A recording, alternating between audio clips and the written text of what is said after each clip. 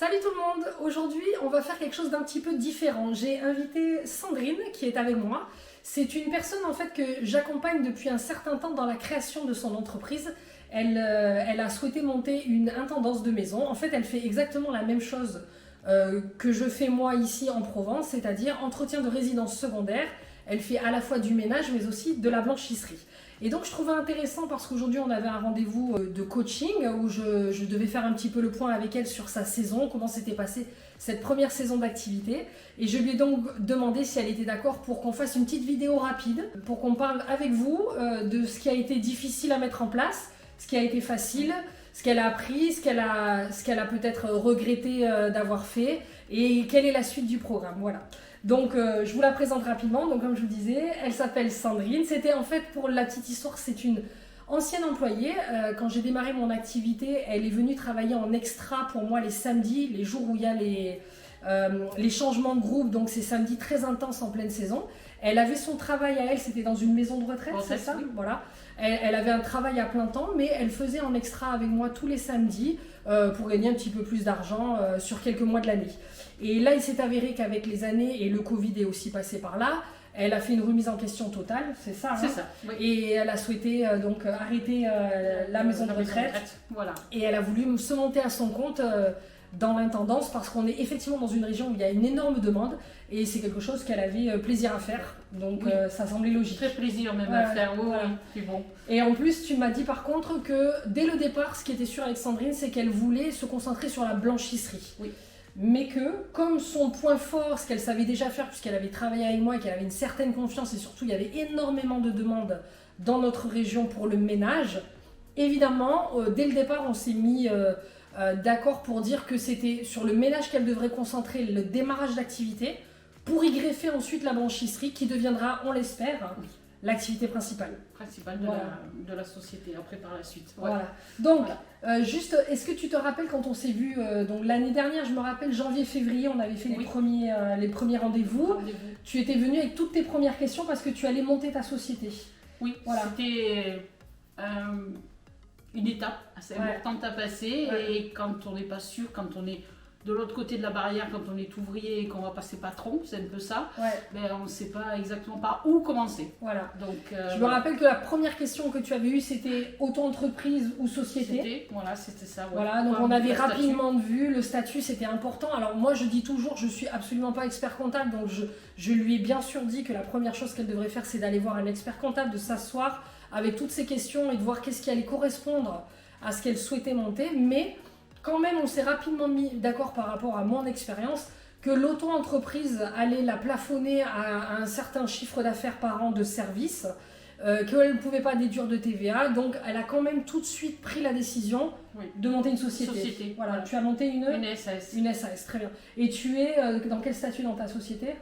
Dirigeante. Voilà, dirigeante salariée. Voilà. Donc, avec ce statut, elle peut se verser le salaire qu'elle désire, plus ou moins comme elle désire, mais elle est salariée. Alors ça n'ouvre aucun droit au chômage et tout ça, mais elle cotise pour la retraite et ça lui permet, si elle le souhaite ou pas, de se verser un salaire. Voilà. Très bien. Et bon, après comme on dit, nous c'est pas notre spécialité. Si vous avez des questions juridiques, tout ça, c'est plutôt les experts comptables qu'il faut aller voir. Mais je me rappelle que c'était vraiment ta première préoccupation, les statuts. Les statuts, voilà. Après, si je me rappelle aussi, c'était comment trouver les premiers clients. Oui, voilà. Ça c'est important aussi. Voilà. Quand la société démarre, il fallait trouver les premiers clients. Les premiers clients, comment les démarcher, où les trouver, comment se vendre. Très difficile. Très difficile aussi, oui. Donc je me rappelle qu'on avait un petit peu fait un petit plan d'action ensemble. Oui. Donc déjà, ce que je t'avais recommandé, par mon expérience aussi, ça avait été de décider quel type de ménage et de qualité de prestation, entre guillemets, tu allais vouloir faire. Est-ce que tu allais vouloir des petites maisons, des grosses maisons à entretenir, beaucoup de volume, toute l'année, qu'en saison, du particulier, que de la location? Déjà on avait posé à plat toutes ces questions, je me rappelle, ça, et que tu avais donc toi, tu étais ouverte, il me semble quand même à toutes sortes de clients, pour démarrer. Voilà. Alors qu'à l'heure actuelle, je me suis rendu compte que c'était trop. parce que vu que je veux développer la blanchisserie, donc il faut que je réduise quand même mes maisons et que je choisisse certaines maisons et développer vraiment la blanchisserie. Voilà, c'est ça. De ce côté-là, voilà. C'est ça. Je me rappelle aussi le point le plus important, je pense, quand on démarre, donc vraiment savoir quelle est notre cible idéale, quel est notre client idéal. Est-ce que c'est du particulier parce qu'il va vouloir des prestations pendant la semaine, ou est-ce qu'on est vraiment dans le mode ménage hôtelier, entretien de résidence secondaire mais qui se loue? Et du coup, on sait qu'on va avoir les rushs juin, juillet, août. Pour nous, ici, dans le sud de la France, c'est la saison estivale. Les samedis notamment. Donc, c'est une certaine logistique, beaucoup d'organisation, employer du personnel. Et je me rappelle que ça me faisait peur. Mais c'est important de prendre cette décision plus ou moins dès le départ. Parce que quand vous allez communiquer pour trouver vos premiers clients, il faut être un peu clair. Sinon, tout le monde va vous aborder. Ça va être papy, mamie qui a besoin du ménage à la maison. Certains qui souhaitent de la défiscalisation alors qu'on n'en propose pas si on n'est pas une société de service à domicile avec un agrément. Donc ça, tu avais clairement posé une idée de cible et on avait aussi, il me semble, clairement défini un périmètre. Parce que comme c'était du saisonnier, voilà, pas perdre de temps sur la route. Voilà, cette fameuse saison qui allait être active pour une première fois pour toi, à gérer peut-être des employés, tu ne savais pas encore si tu allais en avoir. Tu ne savais pas encore combien de maisons tu allais avoir, il fallait clairement définir un périmètre d'activité pour être sûr de ne pas prendre des clients trop loin et du coup ne pas arriver à les satisfaire parce que tu perdrais 1h30 pour aller dépanner un locataire dans le besoin alors que tu as plein d'autres choses à faire pendant la semaine. Qui est quand même assez lourd en gestion. Et du coup, combien tu as eu de maisons cette année? Combien tu as finalement trouvé de clients? J'ai eu 7 clients cette année. 7 maisons. Qui étaient en location toutes, où il y avait à la fois du particulier qui vient en vacances dans sa résidence secondaire, mais qui ne loue pas. J'ai eu les deux. Les deux. Voilà, j'ai eu un petit peu de maisons où c'était que de la location pure, et d'autres s'il y avait des propriétaires qui venaient, voilà. Ok. Et est-ce que tu as pu, ou est-ce que tu as réussi, comme on en avait parlé, je me rappelle, à avoir en fait aussi du travail pendant la semaine? Parce que c'est le problème, quand c'est notre seule activité, il faut qu'on puisse en vivre. Et donc avoir vraiment de l'argent, de la trésorerie suffisante. Alors oui, on a ces gros samedis ou ces gros changements quand il y a les changements de locataires, mais est-ce que tu as réussi à vendre des services en milieu de semaine? Très peu. Très peu. Voilà. Peu de ménages intermédiaires, les milieux de semaine, pas trop. Voilà, pas trop. Ce qui m'a pris le plus de temps, c'est la blanchisserie que j'avais quand même commencé à faire avec les clients que j'avais. Voilà. Donc ça, c'est une bonne option, même si je trouve que c'est lourd. Elle s'est lancée dans quelque chose de lourd dès le départ parce qu'elle a fait, pour moi qui fait que ménage et conciergerie, je trouve déjà que c'est énorme en saison le volume de travail et la concentration. Je lui avais dit sois prudente, la blanchisserie ça va te demander un temps énorme, mais finalement ça a été judicieux parce que comme elle dit, elle n'a pas réussi à trouver forcément du travail en semaine. Donc son travail de blanchisserie en semaine, quand elle récupérait les linges des groupes, qu'elle devait laver tous les draps et les serviettes de ces villas, lui a permis de travailler pendant la semaine et donc de rentrer une autre trésorerie. Donc c'était un mouvement super intelligent. C'était, Et en plus ça t'a plu. Et oui, moi ça me plaît beaucoup. Voilà. Ça je l'avoue, ça me plaît. Donc là je sais que tu es en train de t'équiper de plus en plus professionnellement. Elle va donc acheter la calandre. C'est déjà fait. Les calandres sont en train de se mettre en place. Voilà. Puisque l'entrepôt est trouvé, donc maintenant il faut aménager l'entrepôt et les calandres arrivent dans 3 mois. Parfait. Donc, en mars, tout est prêt. Voilà, c'est super.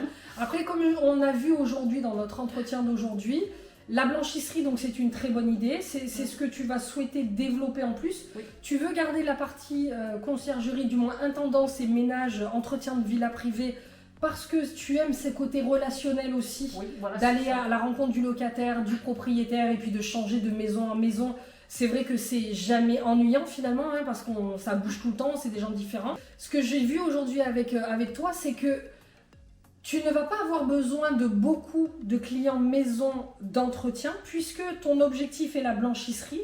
Il faut monter ce local, il faut définir bien tes prix, ta rentabilité. Malheureusement, inflation, électricité, gaz, on le sait, ça va être compliqué.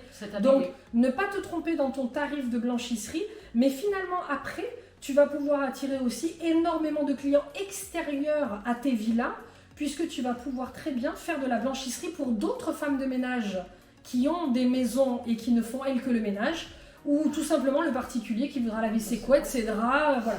Tu vas pas souhaiter faire c'est la blanchisserie textile ou tu veux faire aussi les vêtements? Non, que textile. Voilà, que voilà, je ne fais pas de pressing. Voilà, pas de pressing, voilà, c'était le mot que je cherchais. Non, je ne souhaite pas faire du pressing parce que c'est autre chose. C'est autre chose encore, c'est une autre façon, c'est des vraies techniques de repassage. Là, c'est technique de repassage et puis bon, c'est du matériel en plus et le local après, non, c'est trop de gestion d'articles. Ouais, d'accord. C'est bien, en tout cas, je suis contente parce que tu m'as dit que ça s'était finalement très bien passé. Donc au final, tu as eu de l'aide qu'avec une personne, tu as embauché qu'une seule personne pour cette première saison. Oui. Tu n'avais pas trop de villas et j'imagine qu'avec les agendas, comme ça tombe jamais non plus tout le même samedi, il y a des fois il y a des 15 jours, des 3 semaines. 3 semaines, donc ça c'est bien équilibré. Voilà, ça c'est bien équilibré, tu as réussi à te débrouiller qu'avec une personne et il n'y avait pas encore trop de blanchisserie. Non. Là cette année, tu me dis que tu as quand même espoir de rajouter peut-être 1 ou 2 maisons encore à ton portefeuille client. Voilà. Donc on vient de voir ensemble un petit peu, on va continuer à voir ensemble ta communication. Oui. Donc moi ce que j'avais conseillé déjà à l'époque à Sandrine, c'était pas besoin de faire un site internet parce qu'elle était seule, elle démarrait, qu'elle allait voir, même si idéalement je conseille d'avoir un site internet, ça fait quand même tout de suite plus professionnel, mais pour démarrer, elle avait juste sa page Facebook. Pourquoi on veut la page Facebook? Ce sera, si des clients entendent parler de vous, ils vont quand même taper en ligne votre nom, le nom de votre conciergerie, de votre intendance. Il faut qu'il y ait quelque chose qui existe en ligne. Instagram, Facebook, il faut qu'on puisse vous voir sur le terrain, voir votre visage, voir votre secteur d'activité, voir un semblant de tarif. Donc elle avait commencé avec sa page Facebook, mais elle se rend compte que ce n'est pas suffisant. Et aussi, ce qui est important dans la communication, finalement, c'est quand on va vouloir embaucher, les personnes qui vont nous voir notre annonce d'embauche, ils vont aimer aller voir en ligne qui on est en tant qu'employeur et est-ce qu'on tient la route ou est-ce qu'on est juste quelqu'un qui va embaucher sur le pouce, que c'est pas du sérieux. Donc avoir une page Facebook qui tient la route, c'est important, c'est ce qu'on va travailler aujourd'hui pour qu'elle l'alimente un peu plus régulièrement et que les propriétaires qui vont souhaiter ces services et les futurs employés vont la trouver crédible. Pour revenir sur le sujet des tarifs et de comment vendre ces prestations et à quel prix. Quand on démarre, on ne sait pas toujours comment faire. Au début, quand on s'est rencontré avec Sandrine, je lui avais donné les tarifs que moi je pratiquais parce que je me rappelle très bien que quand moi j'ai démarré il y a déjà de nombreuses années en arrière, j'essayais d'aller trouver en ligne ou j'essayais de téléphoner à des sociétés qui faisaient ce que je souhaitais faire pour leur demander quel tarif ils pratiquaient. Et franchement, on m'a souvent fermé la porte et personne ne m'a jamais trop répondu. Donc j'étais un peu dans le flou, combien est-ce que j'allais facturer mes futurs clients. Donc avec moi, Sandrine a eu la chance, je lui ai donné un petit peu ma plage de tarifs pour qu'elle se calque dessus. En général, quand on est en société, ça tourne entre 25 et 35 euros de l'heure pour le ménage. Voilà. Mais après, comme on disait avec Sandrine, ce qui était intéressant de savoir et de développer, c'est en fait toutes les activités qui vont se regrouper autour de ça. Autour de l'activité du ménage. Donc là, on parle des accueils, des locataires, on parle donc de la gestion du linge, la blanchisserie. Dans le cas de Sandrine, moi je la sous-traite à un blanchisseur, mais dans le cas de Sandrine, la blanchisserie. Mais après, ça peut être plein d'autres choses. Ça peut être par exemple la gestion des demandes de réservation. Ça peut être donc la gestion des artisans quand il y a des travaux à faire en avant-saison, après-saison, pendant la saison. Il y a un plombier qui doit venir, il faut venir lui ouvrir. Tout ça, ce sont des prestations qui doivent être bien sûr facturées aux propriétaires. Votre temps vaut de l'argent.